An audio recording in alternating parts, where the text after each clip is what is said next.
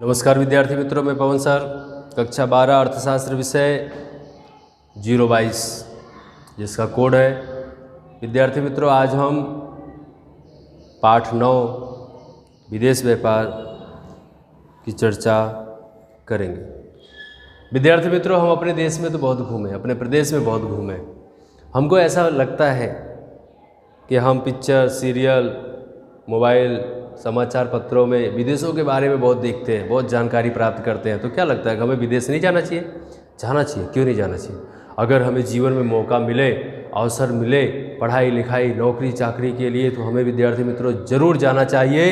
इसलिए मैं चाहता हूं कि मैं आप लोगों को आज ही इस वीडियो के द्वारा विदेश में ले चलूं और वहां का भ्रमण करके हम लोग फिर अपने देश में वापस आवें।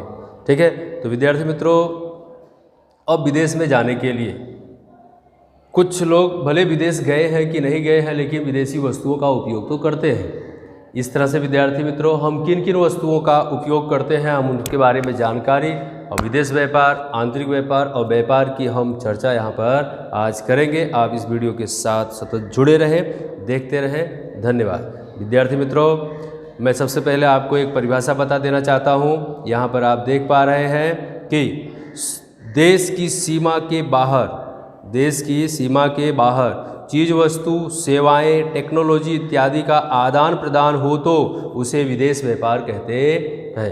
क्या कहते हैं? विदेश व्यापार कहते हैं। फिर से मैं एक बार आपको इससे दोहराना चाहता हूँ। देश की सीमा के बाहर, देश की सीमा मतलब भारत देश के बाहर।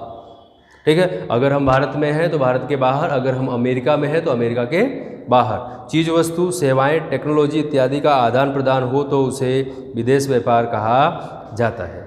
अब हमें ये देखना है कि हम विदेश व्यापार की परिभाषा देख लिए। विदेश व्यापार हम पहुंच चुके हैं, हम अमेरिका पहुंच चुके हैं, रसिया पहुंच चुके हैं, जापान पहुंच चुके हैं और वहां पर हम भ्रमण कर रहे हैं, घूम रहे हैं। लेकिन हमारे घरों में वहां की सारी चीज़ें हैं, वहां की चीज़ों का हम उपयोग कर रहे हैं। कैसे?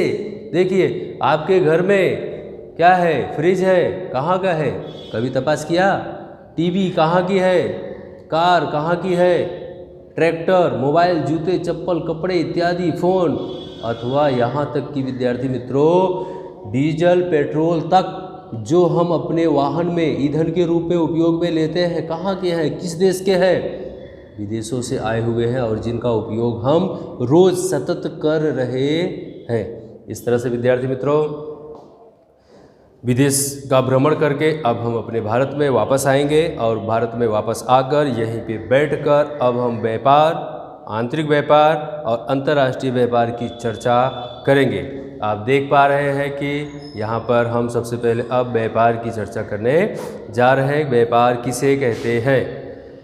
ऐसी व्यावसायिक प्रवृत्ति या धंधाकीय प्रवृत्ति के जिसमें वस्तु, सेवा, पूंजी, टेक्नोलॉजी, टेक्निकल जानकारी, बौद्धिक संपत्ति इत्यादि का विनिमय होता हो। विनिमय मतलब लेन देन करना, जिसे क्या कहते हैं विद्यार्थी मित्रों? व्यापार। ऐसी व्यावसायिक प्रवृत्ति, धंधाकीय प्रवृत्ति की जिसमें वस्तु, सेवा, पूंजी, टेक्नोलॉजी, टेक्निकल जानकारी, बौद्धिक संपत्ति इत्यादि का विनिमय होता है, उसे क्या कहते हैं? व्यापार कहते हैं। आंतरिक व्यापार किसे कहते हैं? आप देख सकते हैं किसी भी परिभाषा जो होती है विद्यार्थी मित्रों, मैंने पहले भी आपको बताया है कि जो भी डेफिनेशन होती है, जो भी परिभाषा होती है, वह किसी एक देश पर निर्भर नहीं होती है, एक देश के लिए लागू नहीं होती है। वह कोई भी परिभाषा अनेकों देश, सभी देश के लिए लागू होती है। इसलिए देखो यहाँ पर किसी भी एक देश, किसी शब्द लिखा है, किसी भी एक देश की सीमा के अंदर, भारत है तो भारत के अंदर, अमेरिका है तो अमेरिका के अंदर, जापान है तो जापान के अंदर होने वाली व्यापारिक प्रवृत्ति को आंतरिक व्यापार कहते हैं। मतलब देश की सीमा के अंदर होने वाली व्यापारिक प्रवृत्ति को आंतरिक व्यापार कहते हैं। और अंतर्राष्ट्रीय व्यापार किसे कहते हैं? देखिए, देश की सीमा के बाहर, देश की सीमा के बाहर होने वाली व्यापारिक प्रवृत्ति को विदेश व्यापार कहा जाता है। क्या कहा जाता है? होने वाली प्रवृत्ति को विदेश व्यापार कहा जाता है। इस तरह से विद्यार्थी मित्रों, यहाँ पर हमने 3 परिभाषा देखा, व्यापार की, आंतरिक व्यापार और अंतर्राष्ट्रीय व्यापार। अब हम विद्यार्थी मित्रों विदेश व्यापार के कारण की चर्चा विदेश व्यापार के कारण की चर्चा करने से पहले मैं आपको बता दूं कि विदेश व्यापार के कुल 4 कारण हैं। कितने कारण हैं? 4। आप देख पा रहे हैं कि नंबर 1 यहाँ पर लिखा हुआ है, देश में उपलब्ध उत्पादन के साधन में अंतर, उत्पादन खर्च, टेक्नोलॉजिकल प्रगति और श्रम विभाजन और विशिष्टीकरण।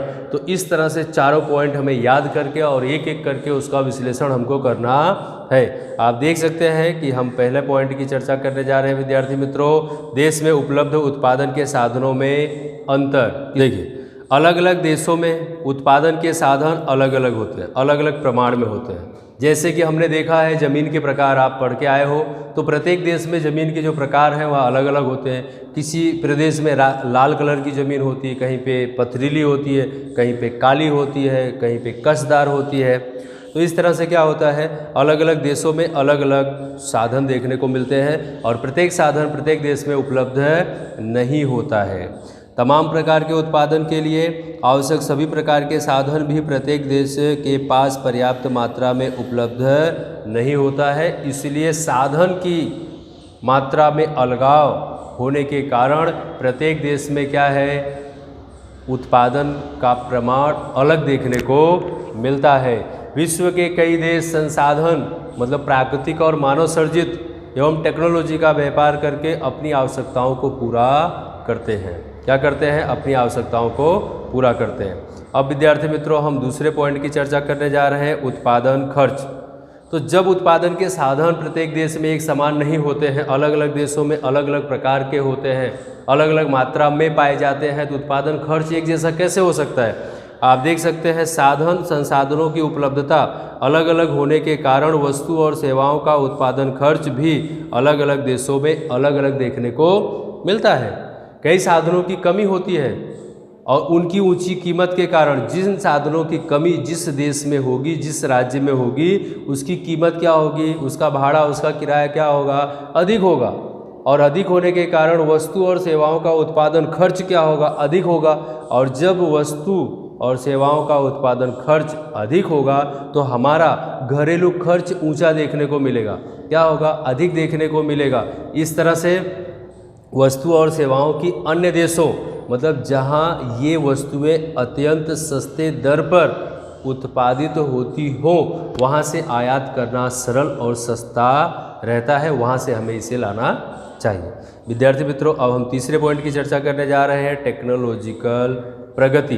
टेक्नोलॉजिकल प्रगति में आप देख सकते हैं कि प्रत्येक देश में टेक्नोलॉजी के क्षेत्र में समान प्रगति नहीं हुई है। प्रत्येक देश में, अब भारत अमेरिका से तुलना करें, रसिया से तुलना करें तो अलग है। अलग अलग देशों में क्या होता है, उसकी टेक्नोलॉजी के आधार पर वहाँ पर प्रगति देखने को मिलता है। तो कुछ देश कुछ विशेष प्रकार की टेक्नोलॉजी में कुशल होते हैं तो कुछ अन्य दूसरे प्रकार की टेक्नोलॉजी में माहिर देखने को मिलते हैं। आप समझ सकते हैं कि जैसे कि वर्गखंड में बैठा हुआ जो बालक है, जो विद्यार्थी है, वह सबकी मानसिकता एक जैसी नहीं होती है। कुछ बालक पढ़ने में होशियार होते हैं तो कुछ बालक खेलने में होशियार होते हैं, कुछ बालक संगीत में होशियार होते हैं। तो सभी जो बालक हैं उनकी जो कुशलता है, उनकी जो कार्य क्षमता है वह एक जैसी नहीं होती है, अलग अलग उनमें देखने को। प्रत्येक देश प्रत्येक वस्तु के उत्पादन में एक समान कार्यक्षम नहीं रखते हैं। और विद्यार्थी मित्रों, हम चौथे पॉइंट की चर्चा करने जा रहे हैं, श्रम विभाजन और विशिष्टीकरण। आप देख सकते हैं प्रत्येक देश में श्रम की उत्पादकता और कौशल अलग अलग होता है। प्रत्येक देश में श्रम की उत्पादकता और कौशल क्या होता है, अलग अलग होता है। अपितु नियोजन शक्ति की कार्यक्षमता भी अलग अलग देखने को मिलती है। इसलिए दो देशों के बीच श्रम विभाजन और विशिष्टीकरण देखने को मिलता है। अर्थात कुछ श्रमिक कुछ निश्चित प्रकार की वस्तु और सेवा के उत्पादन में अधिक कुशल होते हैं।